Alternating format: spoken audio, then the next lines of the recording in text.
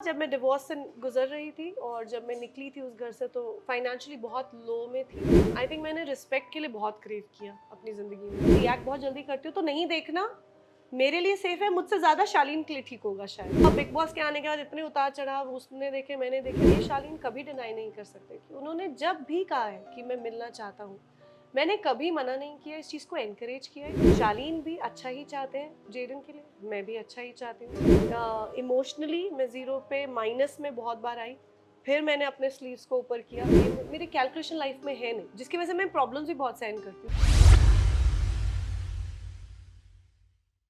और जो अब क्योंकि अभी ऐसी बात हो गई कि जैसे मैं अपने टीम के लोगों से बात करता, दलजीत से मिलने जा रहा हूँ, उनका इंटरव्यू करने जा रहा हूँ, तो वो मतलब बहुत ज़्यादा प्रेज़ करते हैं एक तो आपको बहुत लेके सही। कि ये मतलब बहुत आपकी ईमानदारी की जिस तरीके से ब्रेवली आपने अपनी हर चीज़ों को रखा है, वो बहुत कमाल तरीके से रखते हैं। थैंक लेकिन फिर जैसे कि आपने बोला कि हर किसी के मन में एक डाउट, एक सवाल रहता है कि अगर आप बाहर जाएँगी, जेडन अपने फ़ादर से, शालीन से कैसे मिलेंगे, इन सब चीज़ों के बारे में। मैं बोला जब मिलेंगे तो मैं खुद पूछ लूँगा। क्या कहेंगे आप? यू यार, पहली बात तो जैसा मैंने कहा, अगर मैं काम के लिए वो बात कह रही हूँ तो मैं शालीन के लिए भी वही कहूँगी कि 6 घंटे का रास्ता ले दे के, 5.5 6 घंटे का रास्ता है। तो अगर नीयत मिलने की है और मिलवाने की है तो वो 100% है। जो कि हमेशा से रही है ऑफ आपकी। कोर्स रही है जब भी, और ये शालीन कभी डिनाई नहीं कर सकते कि उन्होंने जब भी कहा है कि मैं मिलना चाहता हूँ, मैंने कभी मना नहीं किया, इस चीज़ को एनकरेज किया है क्योंकि जेडन के लिए बहुत ज़रूरी है। अब उनके मेरे बीच में क्या हुआ क्या नहीं हुआ एक पर्सनल बैटल है, कभी शायद मन मुटाव आज भी हो जाता है, फिर हम ठीक हो जाते हैं, फिर एक वो रिलेशनशिप ऐसी आई थिंक वो रहेगी जिंदगी भर, शायद एक अच्छे और बेटर होते जाएगी भगवान करे। पर हम दोनों का एक अलग कहानी है, एल्डर्स एज पेरेंट्स एक वो अलग चीज ही है जिसके बारे में वो हम दोनों का लुकआउट है। बट अब बच्चे का सेंटर स्टेज है, इसकी पूरी जिंदगी आगे, हमने आधी जी ली, जेडन की तो पूरी जिंदगी आगे पड़ी है। तो शालीन भी अच्छा ही चाहते हैं जेडन के लिए, मैं भी अच्छा ही चाहती हूँ।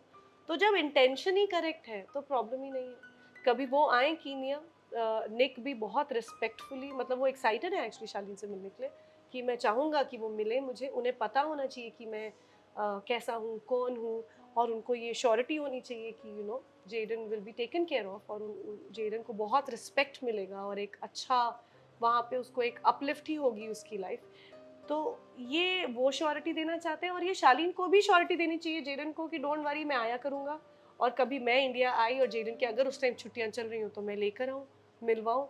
And I think that's how co parenting can work. Otherwise और जैसा मैंने कहा, अगर इंटेंशन सही है, मन मुटाव, अब बिग बॉस के आने के बाद इतने उतार चढ़ाव उसने देखे मैंने देखे, वो ठीक है, वो एक अलग कहानी हो गई, बट जेडन तो रियलिटी है ना, वो ना उसका ना बिग बॉस से लेना देना है, ना मेरे जर्नी से लेना देना है अगर सच पूछें तो, और ना ही शालीन की जर्नी से कोई लेना देना है। We three have to come together, और Jaden needs to be in the centre stage, मैं भी दूर, बैकलाइट क्या बोलते हैं, बैकडोर, और शालीन भी बैकडोर, हम दोनों सेंटर स्टेज में नहीं है, अब इस बच्चे की जिंदगी है।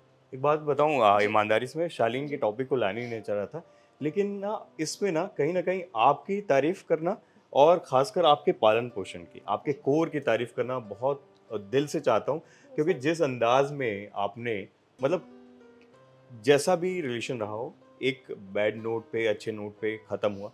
लेकिन आपने जिस तरीके से इस वो मैच्योरिटी के साथ अगर बिग बॉस में वो गए हैं, जब अकेले में वल्नरेबल पोज़ीशन पे दिखे हैं कोई ने, आपने उसको सपोर्ट किया है, लास्ट में वोट अपील तक कर दी। मेरे ख़्याल से ऐसा वाक़ई मैं बोल रहा हूँ, ये इसलिए नहीं क्योंकि आप सामने बैठे हो, ऐसा कोई कर नहीं सकता। ये एक मादे की बात है।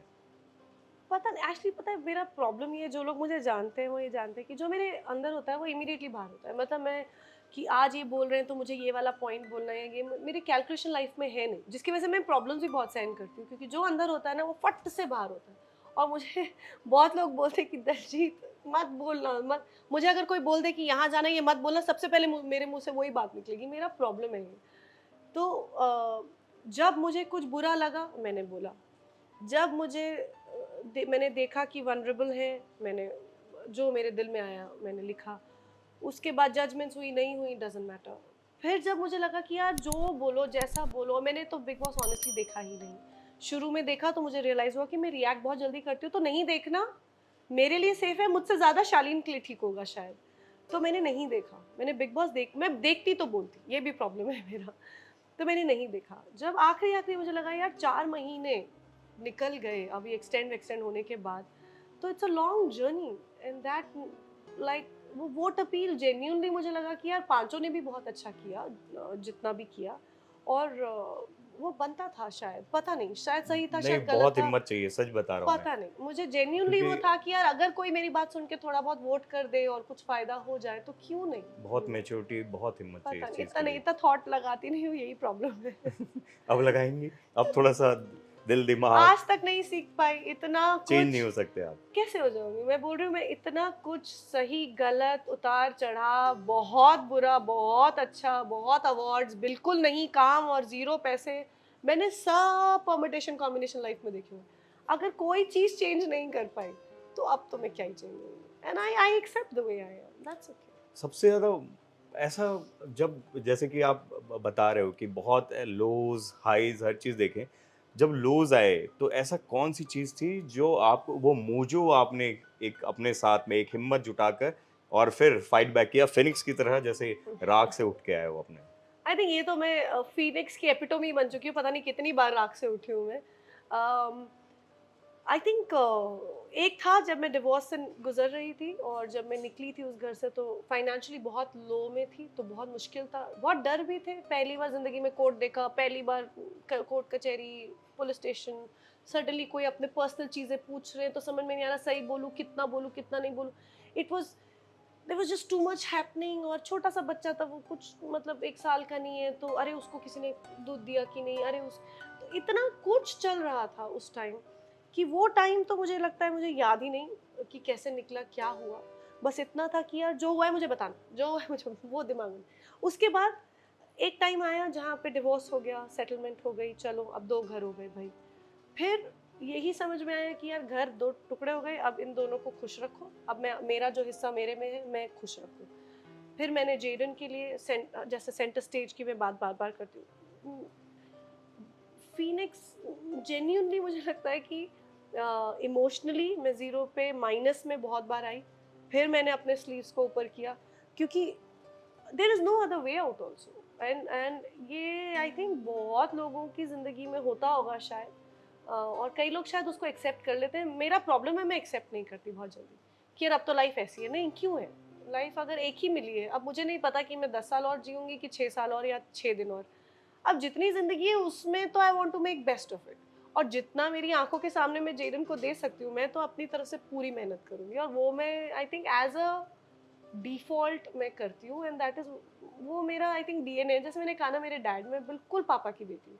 मेरे डैड को मैंने कभी ना हारते हुए देखा, ना मैंने डैड को कभी ये बोलते देखा, अरे मेरे मुझे पता है मैं ये हूँ, ना मैंने उनको कभी प्राइड करते हुए देखा। मैंने उनको सटल तरीके से इस पूरे परिवार को ऐसे पकड़े हुए देखा है, और अगर मैं उनका एक कण भी कर पाई तो I will be very very proud, and I hope that Jaden knows that it comes from नानी।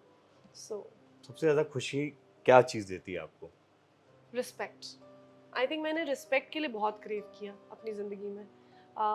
रिस्पेक्ट, चाहे वो मेरे करियर के लिए रिस्पेक्ट हो, चाहे वो मेरी बीइंग के लिए रिस्पेक्ट हो, उसके लिए बहुत क्रेविंग रही, और इस चीज़ के लिए मैंने हमेशा फाइट किया। I have never accepted disrespect beyond a point, और वो मेरा कंटिन्यूएशन है फॉर लाइफ, और ये मैं जेडन को कभी लेने नहीं दूंगी। और ये चीज़ जो मुझे जानते हैं वो ये जानते हैं कि मैं किसी और की भी डिसरिस्पेक्ट बहुत जल्दी नहीं ले सकती।